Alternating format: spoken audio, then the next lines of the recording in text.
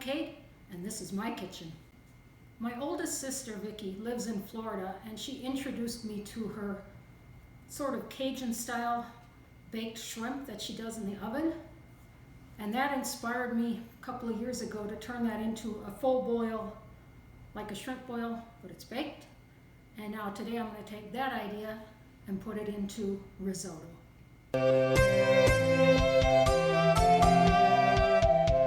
So, what goes into a shrimp boil?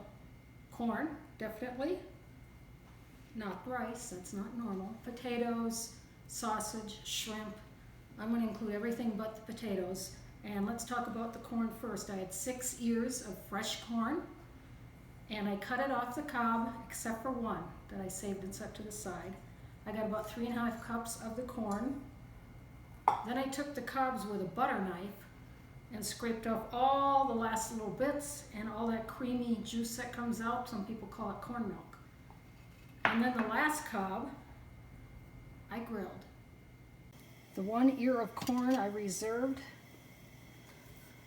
I shucked it. I'm giving it just a little bit of olive oil, and you can see that I've been cooking this in my grill pan to get a little color on it. I just want to get a little bit more on that side there and that side. Normally I would do this outside on the grill, but it's 110 degrees today, so I decided to stay in. This ear of corn is not exactly flat, so I can't get the upper portion nice and grilled, so I just put it up on the edge of the pan, and then I'll just turn it as it gets a little color. Oops. The rest of our ingredients, I've got some butter, 2 cloves of garlic. I've got some fresh thyme on the sprigs, you don't need to take it off. About 1/2 cup each of diced onion, carrot, and celery. I've got about 1/3 of an andouille sausage, diced up pretty fine. You can use a Polish sausage or a garlic sausage if you don't like the spice of the andouille. I've got 2/3 of a cup of cream, salt and pepper, chicken stock, and 2 cups of arborio rice. First step, I'm going to make what Lydia Bastianich calls a pastata. Basically, it's your mirepoix, your trinity, whatever you want to call that. So this actually has onions, 1/2 cup, 1/2 cup of carrots, 1/2 cup of celery, and 2 cloves of garlic. And I'm just going to blend that up until it's pretty finely minced. If we take a look inside, you can see it's pretty fine. And the reason we do this is it's going to add a ton of flavor, but we won't have any chunks in our risotto. To my hot pan, I'm going to add just a little bit of olive oil and then the 2 tablespoons of butter. I like the flavor of both, so I like to put both in here.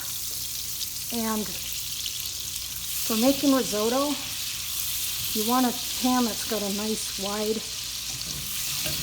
opening rather than a super deep pan, because it helps the liquid to evaporate faster.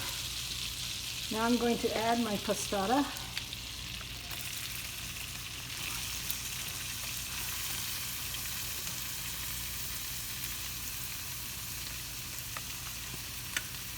Get every bit of that goodness out of there. Alright. And I'm just going to saute that for maybe a minute or 2. Just want to get it going. Sure on this step that you continue to stir because you don't want that garlic to burn. And I'm going to add just a splash of sherry. You could use marsala or a white wine.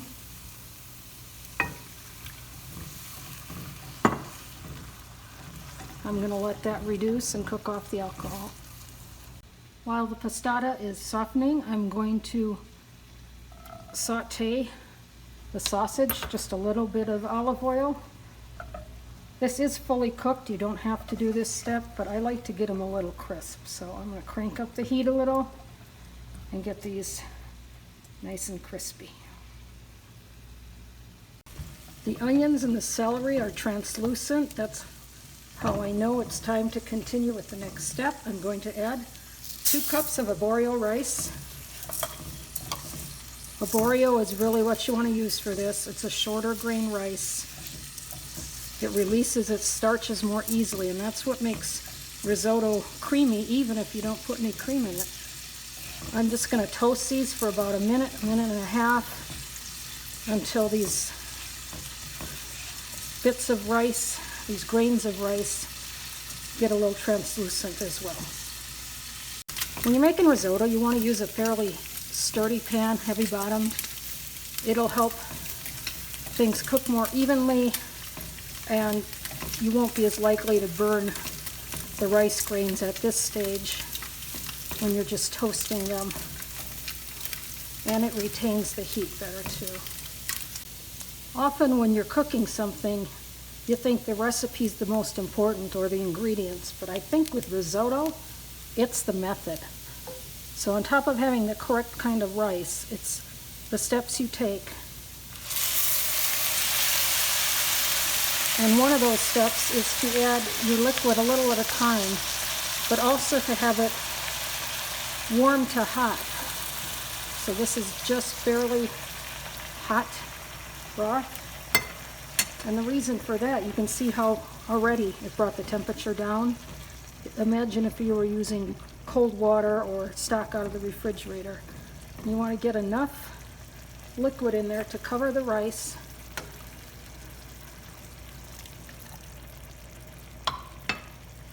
And my brother-in-law swears the proper way to make risotto is to stir it with a wooden spoon. So this is for you, Alex. So you're going to let that cook, not too high a heat, and as the liquid evaporates, you'll keep adding more. I'm using unsalted chicken stock.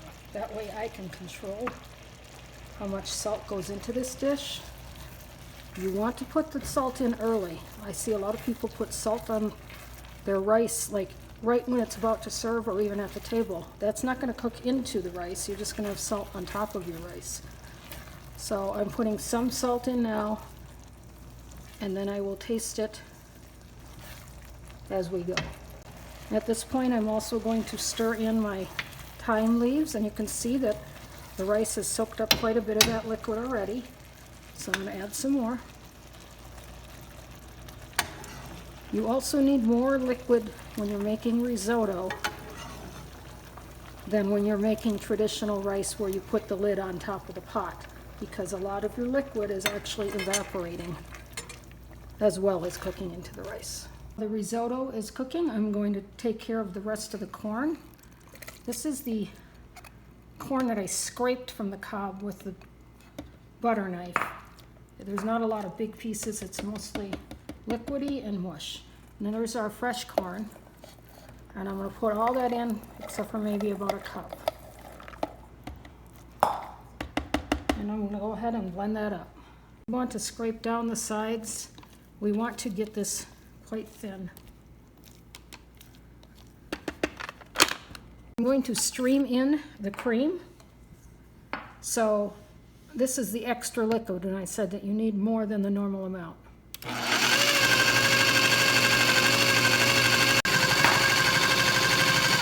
And you can use cream or half and half for this. I wouldn't use milk. I'm going to strain this. We want to get all the liquid, but none of that pulp. And I'm just going to let this sit while the risotto is starting to cook. And by straining this, you're also making sure that there's no corn silk left behind in your risotto. This is just about done, but I'm going to mash it down and get all that good corny flavor into our cream. There's our cream. And then this is going to go into the risotto. It may have seemed like we wasted a lot of corn because we strained out the solids. But you can see that my 2/3 of a cup of cream is now about 12 ounces of creamy corn liquid. The risotto's been going low and slow for about 7 to 10 minutes, and you can see it's soaked up all my liquid. So first I'm going to pour in the cream mixture.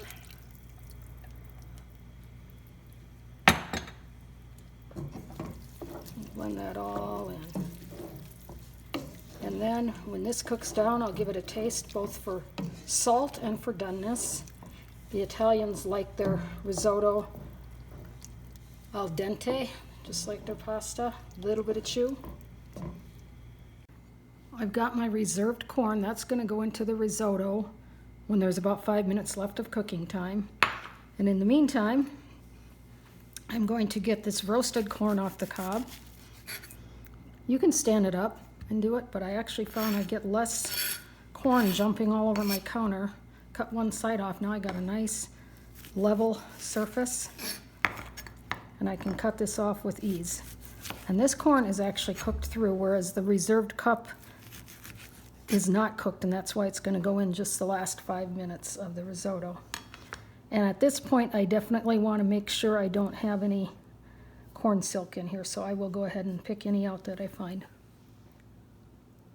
The reserved corn is going to go in the last 5 minutes of cooking. The roasted corn I'm going to save for plating and put it on top of the risotto, which I'll put in a big bowl. I'll top it with the roasted corn and some fresh herbs. For my shrimp, I'm going to make a little rub. I've got 2 tablespoons of Old Bay seasoning. I never had used this before. My sister Vicki introduced me to it. I have a half a teaspoon of onion powder and a half teaspoon of garlic and about a teaspoon of brown sugar. And I'm just going to mix that up. And it looks like a really big bowl, but that's because I'm just going to drop the shrimp into this rub right before I cook them. I've got some peeled and deveined shrimp with the tails still on. I thawed them out over a bowl in a strainer, and I'm going to pat them dry. And then I'm going to toss them into our rub.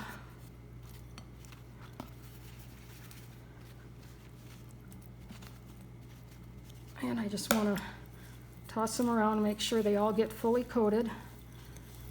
And then I'm going to cook these in a cast iron skillet with just a little bit of butter. All right, those look good. You can see that all the liquid has again been absorbed. I'm going to go ahead and fish out the stems from the thyme.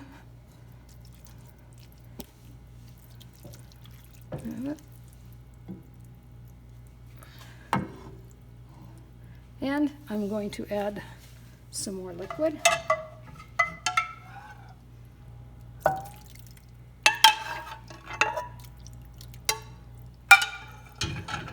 And I'm going to give that a stir. And I'm going to add the reserved corn.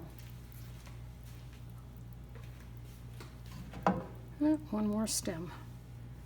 Go ahead and put that in. So we're going to have a risotto with a very deep corn flavor, but not in your face. And at this point, I'm also going to taste for seasoning. Oh, I got a couple more stems in there. Even though the rice is not quite to the al dente stage, I just want to taste for flavor.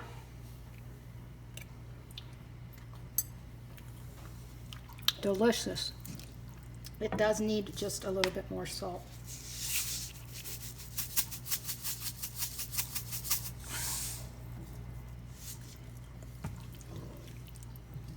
So we're going to let that cook down, and then at the very end I will add some Parmesan and those crisped up pieces of sausage. As the risotto was cooking, I chopped up some toppings for this. So we'll have the creamy, rich risotto, but then we have some lighter things. Got some fresh tomatoes, bell peppers. I've got some chives and basil minced up, and some parsley, and extra Parmesan cheese. The risotto is basically done, so I'm going to add in my bits of sausage. and the Parmesan. You don't need a lot of cheese or extra cream in this because it's creamy from the corn juices. Then I'm going to go ahead and plate this up and top it with the roasted corn.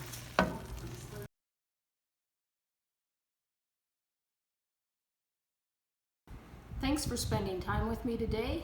If you like my videos, please become a subscriber and please give me a thumbs up. Have a great day.